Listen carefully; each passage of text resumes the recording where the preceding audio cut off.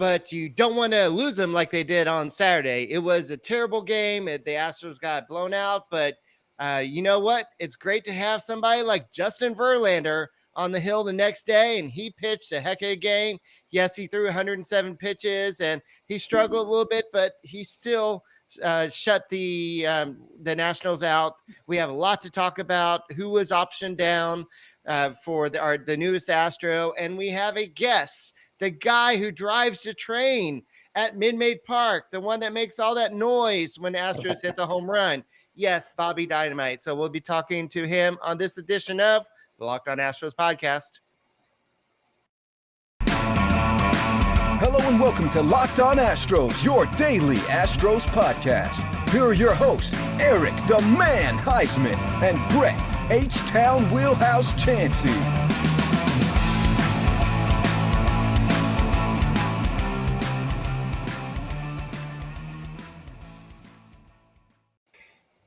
We are Locked On Houston Astros, and we hope that you join us for a daily Locked On Astros podcast. My name is Eric Huysman. You can find me on Twitter at Eric Talk Stros. Find the show at Locked On Astros, your team every day. Brett, where can you find you at? They can find me at H-Town Wheelhouse on Twitter and Instagram, and at Stros411 on Twitter, Instagram, and Facebook. Always positive, especially when the train guy is here. Always Stros. All right, yeah, we got a special guy, a special guest to join us today, Bobby Dynamite. Where can they find you when you're not asleep on the train? Asleep on the train? Ouch. Just kidding. Man, I didn't think that I was going to get buzzed by the tower buzzed here that quickly. Where can they find you on Twitter? And I'm so sorry. At Astros Train Guy, and that's really all I use is Twitter. So. Okay. All right. Yeah. So, you've been doing this for quite a while, and you get the front row seat to all the best baseball in Houston. And so we're all very envious of what you do out there. So before we start talking about all of this, guys, thank you for making the Locked On Astros podcast your first listen every day, whether it's on YouTube. Make sure you go search the Locked On Astros podcast. Just go ahead and hit subscribe and go ahead and give us a like. And on your way to work, on your way home to work, just go ahead and listen to us on Apple, Odyssey, Spotify, wherever you listen to your podcasts. And today's episode is brought to you by BetOnline. BetOnline has you covered this season with more props, odds, and lines than ever before. BetOnline, where the game starts. So in all your time driving that train, what was your most memorable experience? I'd say probably let's go all the way back to 2001 and my first home run, which was a Darrell Ward grand slam on opening day. So, they say you never forget your first. So I'd say that's probably, the most memorable one, because I think that's kind of the moment that everything kind of became real. Like, oh my gosh, I'm really up here. This is really happening. This is cool. So is this something that you kind of fell into? Were you literally a train conductor before this, or like how did you come into be the Astros train guy? Man, just at the right place at the right time. So I was an intern with the Astros in 2000. So I've literally been at the ballpark every year, or since when was I hired? August of 2000. So I've been with the team since then. And then so a little bit of a backstory here. The guy who drove the train the first year we were at what was then called Enron Field, a guy by the name of Michael Kenny. Now, Michael, if you're a longtime Astros fan, he was at the Astrodome. He was the guy who sat in center field and shut off the cannon every time the Astros hit a home run. He was general admission back in the day. So when we moved to the ballpark,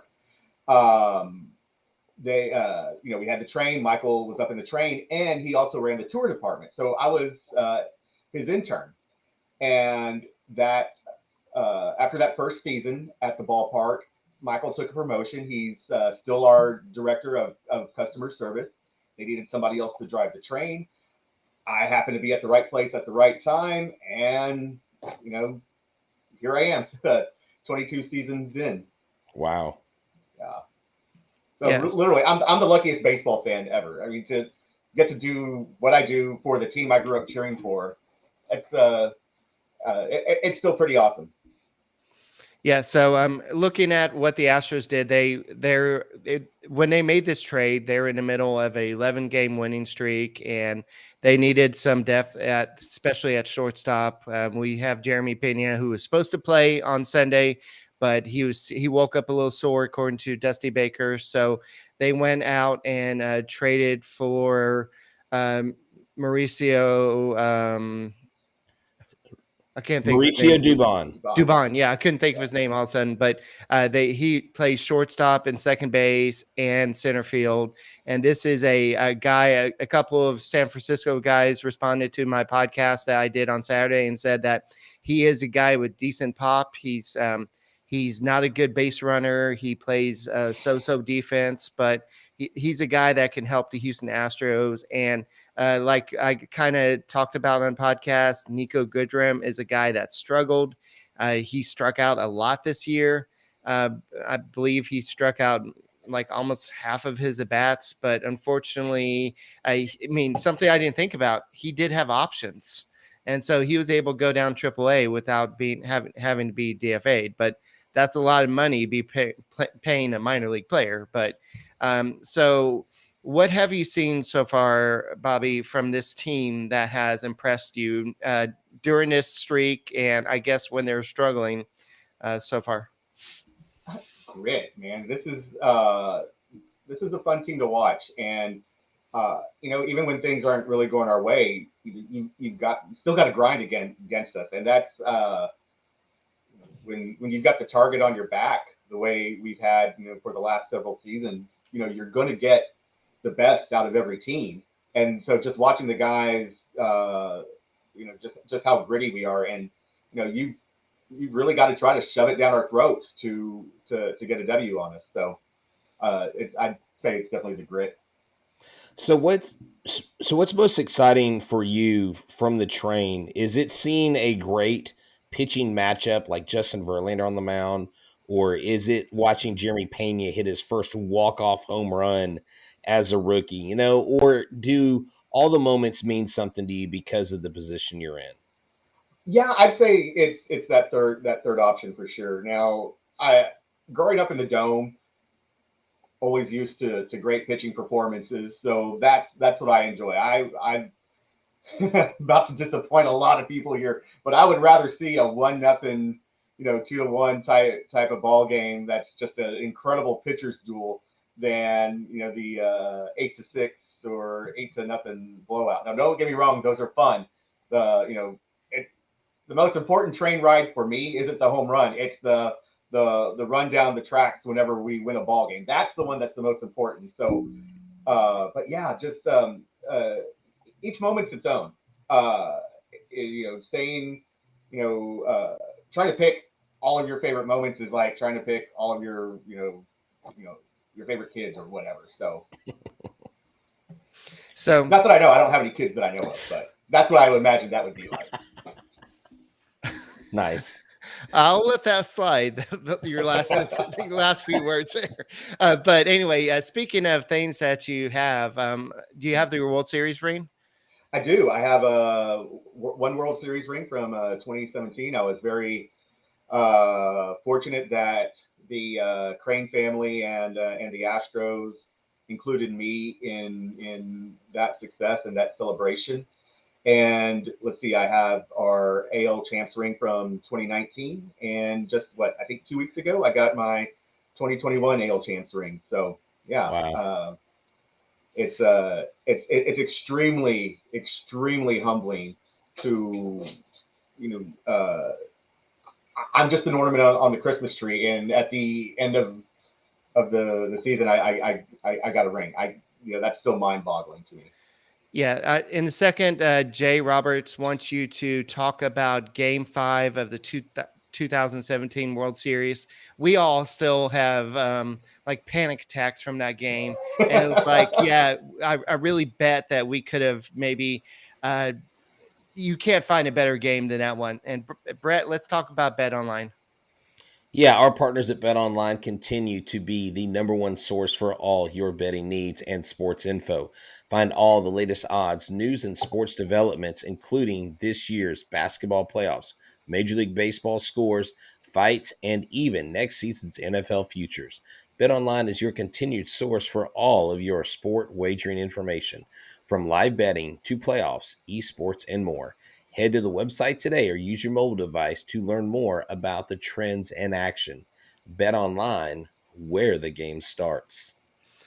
All righty, guys. If y'all make the Locked On Astros podcast your first listen, why don't you go and check out the Locked On Now podcast? They do a great job taking all the nows. A now is basically Brett after the Astros win. Yay, Verlander did this. Yay, Jose Altuve hit a home run.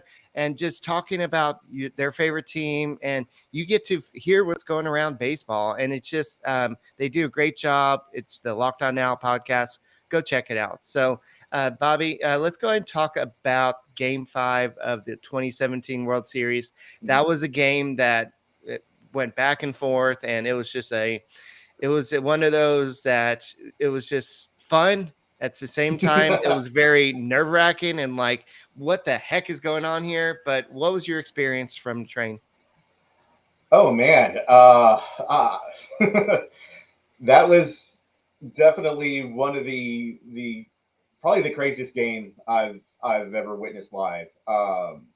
Again, the ups and downs, the roller coaster of emotions, going down 4-0 early to a Hall of Fame caliber guy like Clayton Kershaw against just a juggernaut of a Dodgers team. That was man. And then, what was it? The comeback. So it was 4-0. Then we came back and tied it at 4, I think. And then they went up 7-4. We tied it at 7 again, I think, something like that. I mean, it was just, oh man. But yeah, again, that grit that was, on full display for the world in that game. The emotions, man. To be honest with you guys, I do my very, very best to not ever show frustration or anything up there, because I'm kind of the guy. It's like all in is all I know. So if so I'm always keeping the faith, but that just that game, watching everything happen was, yeah. I'm trying to put it into words, and I really can't. But I guess really what really made me realize that we had seen something special with that ball game. So after the ball game, I was walking out of the ballpark with Tim Kirkjian, Mark Teixeira, and the Baseball Tonight crew from ESPN. We walked out of the ballpark together, and I asked them, it's like, have y'all ever seen a game like that? And they're like, we don't know what just happened. They had just got finished analyzing the ball game on Baseball Tonight, and they're still just like, we don't know what happened. It was just, so getting to hear that from those guys just really, really made it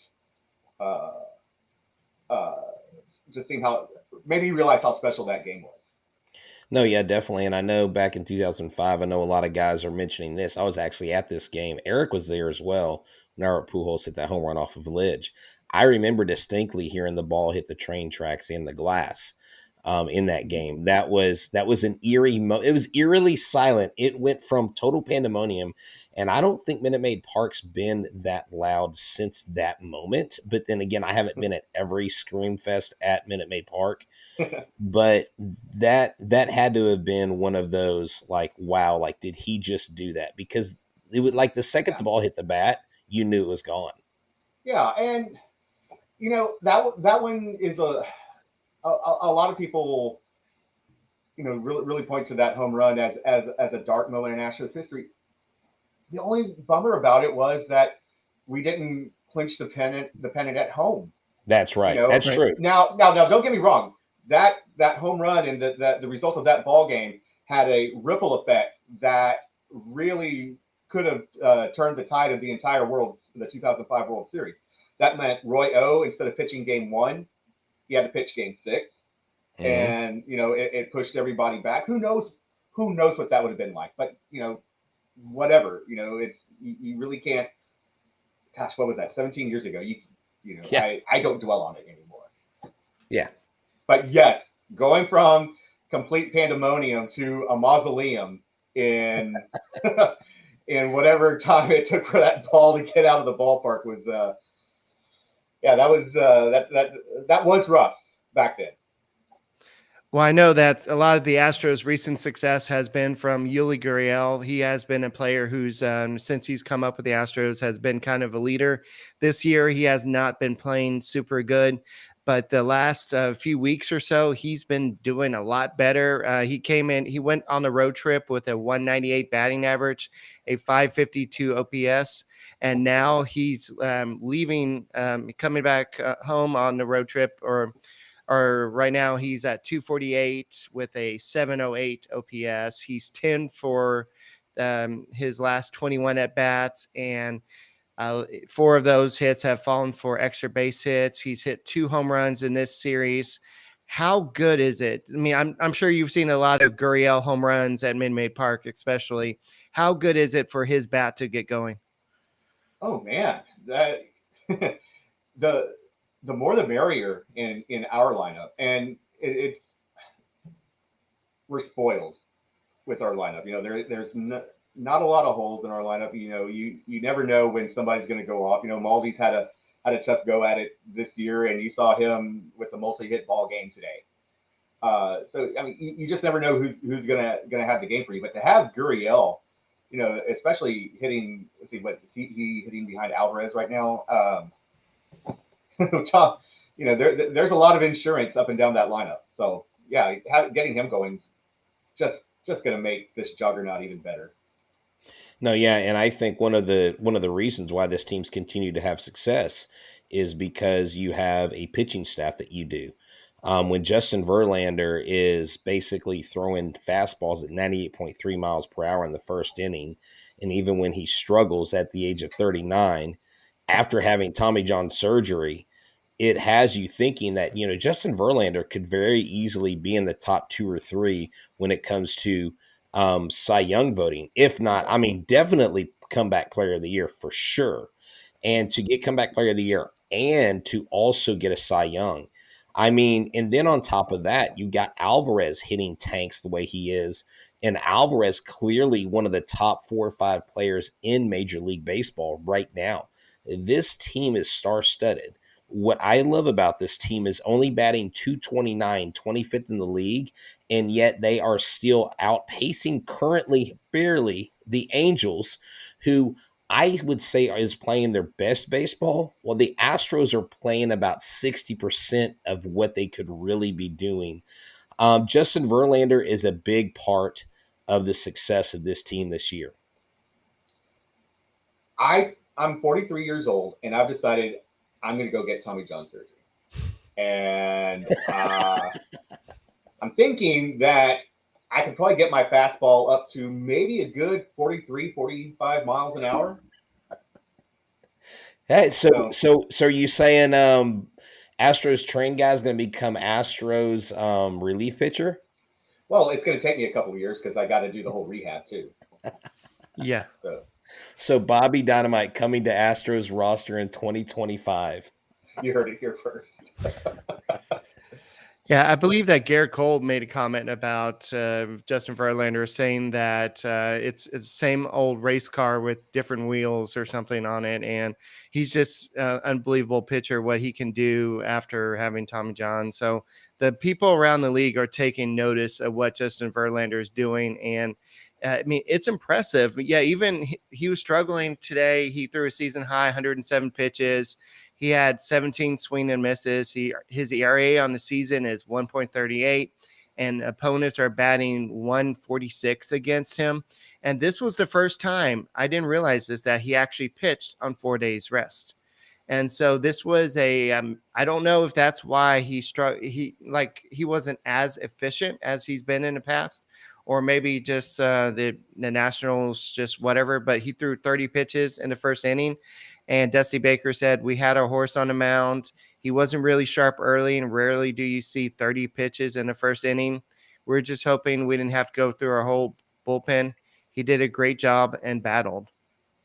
No, yeah, and you know, and that's a testament to Justin Verlander. See, here's the thing: he is in tune with his body. And I was actually listening to most of the game because I was cleaning out the garage today, so I was listening to Sparky and Ford on the radio, on my Sirius XM app. And let me tell you, I love listening to Sparks like break down pitchers because he was a pitcher himself, and he said, Justin Verlander is so in tune with who he is and what he does on the mound.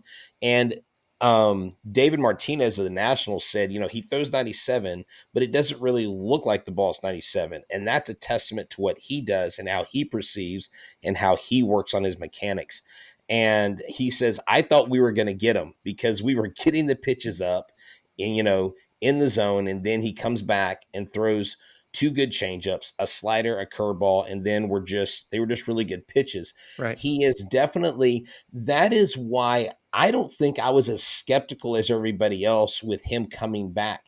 And I probably was mistakenly skeptical about Noah Syndergaard because I don't know much about him, really, because we don't watch him as closely. But both Syndergaard and Verlander have come back and are having amazing seasons. These guys, when they know that it's almost an advantage that he's this age with Tommy John, you would think it would be the opposite. Yeah. So we'll see how long this he can build on this success and just continue building up the pitch count like he's been doing, and just march towards October. And you know what would be good in October? A Built Bar. Let's talk about Built Bar. That's right. They have birthday cake puffs, and I've got a ton of them. Eric actually shared with me some of the box that he got, and Bobby Dynamite. Let me tell you, as I tell our listeners every week, imagine this. Imagine dipping your fingers into a plastic tub full of birthday cake frosting, and then opening your eyes, realizing, wait, that was only 150 calories, 16 grams of protein. This is what it's like to eat a birthday cake puff built. That's right. It is a puff. Now, this is the first ever protein-infused marshmallow puff. Why is it great? Because it's wrapped in 100% chocolate. And it's good for you. If you haven't tried puffs, let me let you on a little secret. Because these things are good for you. They're limited in calories. They only have 9 grams of sugar. And this is a limited time flavor. So go get them before they're gone. All Built Puffs are covered, again, 100% chocolate. They are made with collagen protein, which your body absorbs more efficiently and provides tons of health benefits. So go to Built.com to get birthday cake puffs now. Offer is this. Built.com. Use a promo code LOCK15 for 15% off your order. Use a promo code LOCK15 for 15% off at Built.com. All right. I know that Martin Maldonado is not having a super great year, but he was 2 for 4 today with a home run. I know, Brett, you're like, oh, he doesn't always get a hit, but when he gets a hit, it's a home run. And well, what did he do today? He hit a tank. And Eric, did you watch the slow-mo and the replay of his swing?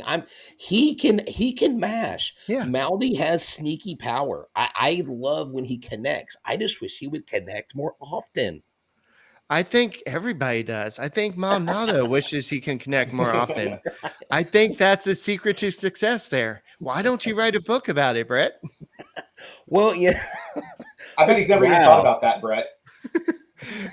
Man, you know what? Okay, guys. Wait, hold on. First time guest and my longtime co-host. Like, what the heck, man? Hey guys, I'm not a Nationals fan, I promise. Well, I hope Maldy's listening, because I bet you he never ever thought about wanting to. You know what? Just hit the ball. Well, and this is why people come to this podcast, because you don't get any better insight than you do here at Locked On Astros. All right. Check the subscription numbers. I know he's jumping in right now. All righty. So Chas McCormick, he's been swinging a little bit better bat recently. He hit a home run today, and it just seemed like the Astros were getting back to getting those clutch hits in big situations.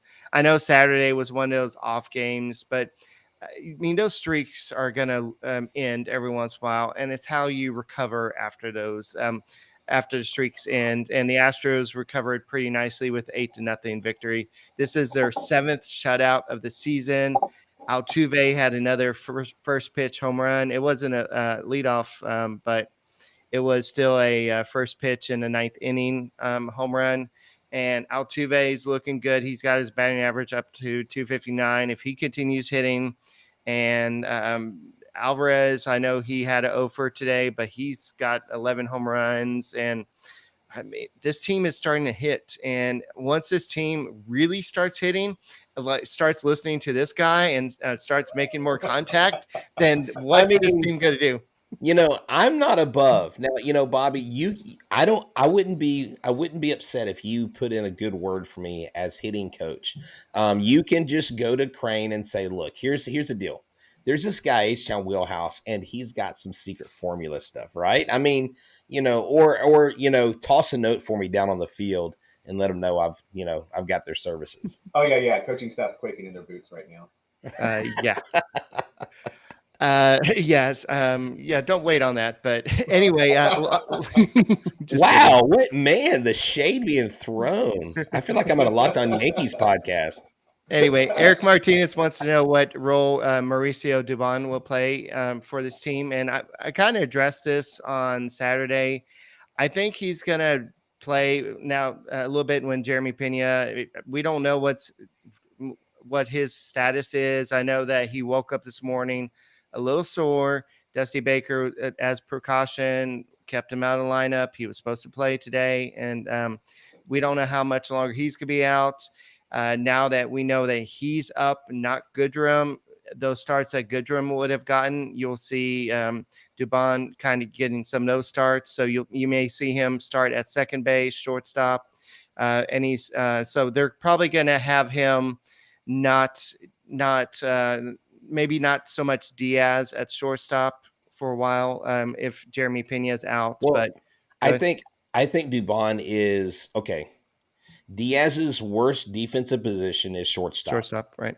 Dubon needs to be at shortstop. Diaz, I still don't know why they would put Goodrum at second and Diaz at short when that's their opposite of their best position. Now, I will say this, Dubon comes in and he's an excellent infielder and outfield option. So he will play in the outfield when they feel like they need him out there to give some guys a rest, and he can play infield. He's more versatile. He's a much more solid hitter, and so he's got a bat that is ready, and I think this kid will fit in fine here. Wherever he plays. But it's like Dusty said, Dusty addressed this and he kind of went on the defense a little bit with Goodrum. He said, look, Goodrum was put in a bad position. He was only given 15 at bats in spring training.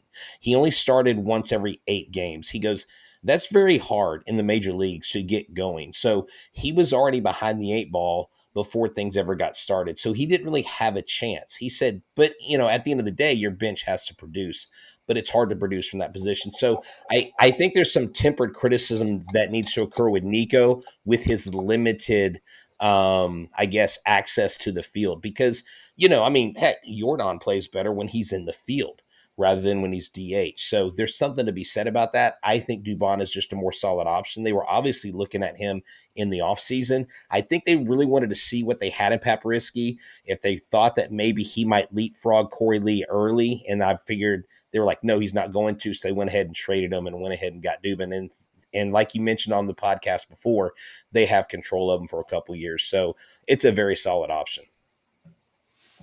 Yeah, definitely. And you definitely want somebody who can hit, and he has power. He can play a good defense. So we'll see what role Dusty Baker has. But the Astros will be playing a different Boston team than they're used to. The Boston Red Sox in their last 10 games are 3-7. They're 13-21 on the season. This is definitely a surprise. A lot of people thought that after getting Trevor Story, they did lose some players, but they still have a pretty good team. A lot of people are surprised that they have a negative 12 run differential. Bobby, I don't know how much you've been keeping up with the rest of the American League, but what do you foresee with this Boston series? I think we got a great opportunity to just keep padding some wins. We've already clinched a winning road trip. Let's just keep it going. I don't like to kick people when they're down, but wins are another story. So we got a great opportunity this week. Yeah, before today's loss to the Rangers 7-1, I believe the Red Sox had scored 40 runs over the previous 3 games. Now, it's the Rangers, okay? Consider the source, where they had only scored 40 runs, all their games combined leading up to that point. So they've been kind of a helter-skelter, kind of a Dr. Jekyll, Mr. Hyde type of team where, I mean, you look at their lineup, Eric, like you mentioned, they have talent. They can hit. But something I like to see are the Houston Astros playing in Fenway Park because they've always played there. They've always done well, regular season or playoffs. It seems like they're up to it. It's like the Green Monster really gets them pumped because you're going to see guys like Bregman and Altuve. You're going to see them take the ball over that Green Monster a couple times, I believe, these next few games in Boston. Okay. Speaking of Green Monster, Bobby Dynamite, how many Orbit is no monster. I know, but how Okay, many home run balls do you get to keep that go up on train tracks? I don't keep a single baseball. None of those baseballs belong to me. I make it a point to find out if that baseball was a milestone, even if it's the other team, and make sure that it gets to who it needs to get to. You never know when somebody promised someone they would hit a home run for them. You never know when somebody they hit a home run and it was mom's birthday or the kid's birthday or something like that. It doesn't matter what team. I definitely, make an effort to track the ball down and get it to, whichever clubhouse it needs to go to. If that ball isn't a milestone ball or a special ball or anything like that, we have an authentication team that will come up and they'll get the baseball, and then you can go pay a few $100s for it down at MLB Authentic. Yeah, that's cool. So, so talking about the train, I know some people that I've talked to that visit the stadium, they always say this. I thought the train went all the way around the stadium. Now, was there ever a plan for the train to do more than a forward and back motion? Was that ever, do you know if that was ever considered? Because I know something like that would probably be an over the top, like really expensive project, but has that ever been talked about or bantered about with the Astros? I think that was kind of the that might have been the vision when they were building the ballpark. Now I know when they said that the train, or when we announced that there was going to be a train up there on the train tracks by the roof, I think one of the gimmicks that we had wanted to do, and I say we, this is before my time with the team, was that the train would actually look like it was pulling the roof across the ballpark. Oh, okay. And so I think that was bantered about for a few months before the ballpark opened, but shelved eventually. But no, it as far as I know, back and forth. Now, what y'all don't see from where y'all are sitting is that the train tracks are actually the entire length of the roof. So it's about 800 feet worth of track from right behind the section 105, 205, the Gallagher Club, and 305, 405, and that goes all the way back to where the roof is stored. Alrighty. Before you ask this question, Brett, and I don't kill me, Astros fans, but World Series last year, what was it like when Soler hit that home run out of the ballpark? Did it look? I don't know how close the train was, but was that a 3D type moment where it's like coming kind of at you, or? No, it was honestly, and it was just another. At that time, it was just another home run against us. It just happened to go out of the ballpark because the roof was closed. Guys, we're going to give up a home run in the World Series. We've done it before. Ballpark. We're going to do it again. That's right. It was just another home run. It just happened to be in Game 6, in a game that we desperately needed to win, do or die, and it just didn't go our way. Go ahead. Now, here's a couple questions. I want to ask you this question, then I want to piggyback it with something else. What kind of training were you put through to drive the train? And have you almost been nearly hit by a home run? Okay, so yeah, we'll start with the first one. What kind of training? So getting up there, number one, I'm definitely afraid of heights. Okay. I like 90 feet up in the air, and that's about 89 feet more than what I'm comfortable with. I, I love yeah, it. yeah. Hey, when I fly, I'm in the captain's club for about 2 hours before I get on the plane. So yeah, heights are not my favorite thing. So okay, I'll tell you all a story about the very first time I climbed up into the train. It was January of 2001, and so what y'all don't see is so I get on the train from behind the train. So y'all see the train in the ballpark, and there's a ledge that I've got to jump onto, and then I've kind of got to King Kong it up into the train.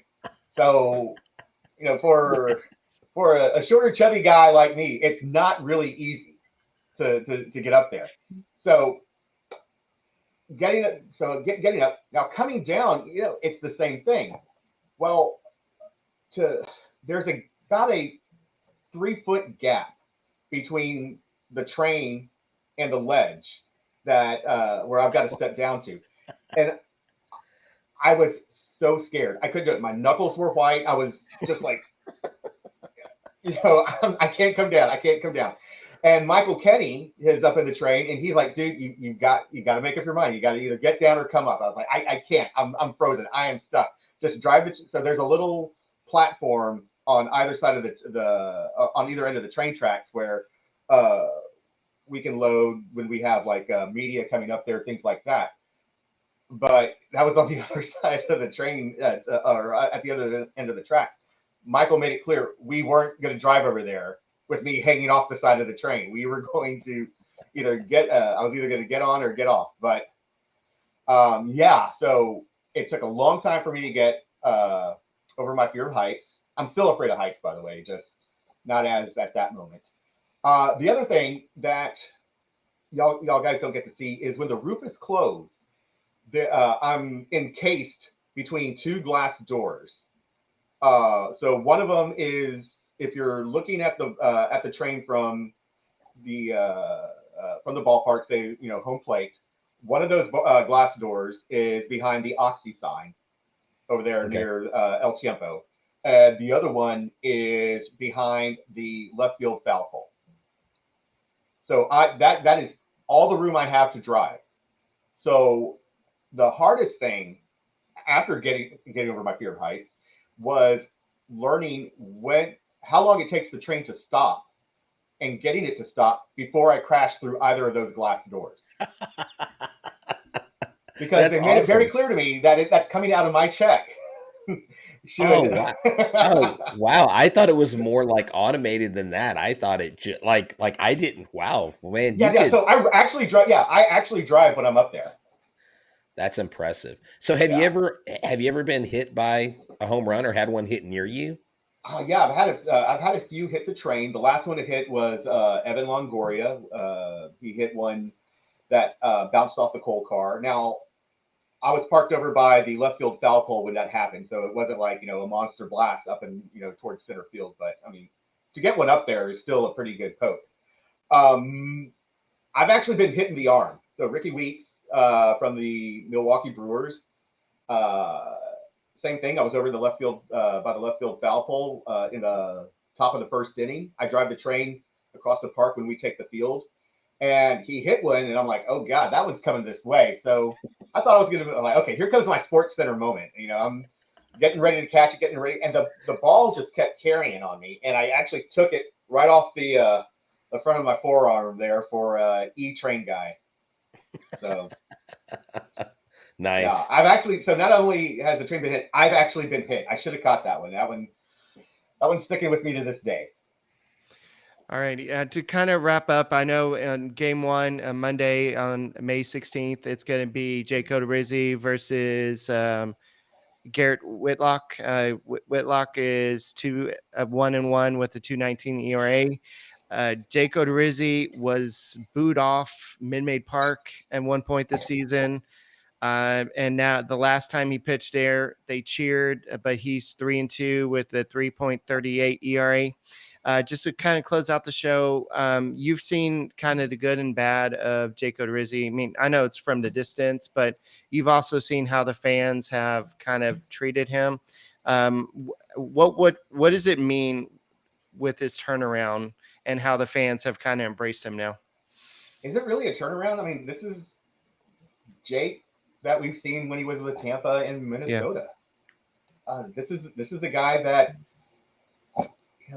we know who he is, and just seeing him get back to that, I'm excited for him. I'm a Jake Odorizzi defender. I absolutely love this dude, and so yeah, to see for us as a fan base get to see him do what we know he's capable of, and what he had done in the past. Our rotation doesn't miss a beat. Again, there's no weak points, there's no holes, and so seeing Jake dominate the way he has is just so exciting right now.